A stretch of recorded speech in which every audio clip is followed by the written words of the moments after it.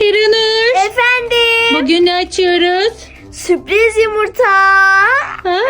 Aç bakayım nasılmış. Dinozor mu var içinde? 2, 3.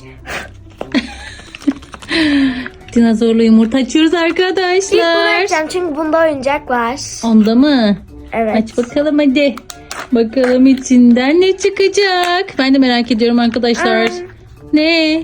Şöyle bu oyuncak mı? Bu yapboz mu?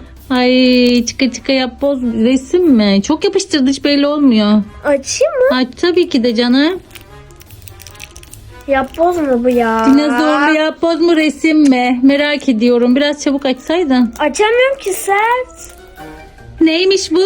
Aynısını bulma oyunu. O zaman bir sonraki shortiste bunu çekelim. Evet. Cookie ama. Evet arkadaşlar, kanalımıza abone olmayı, like atmayı, yorum atmayı ve bildirimleri açmayı unutmayın.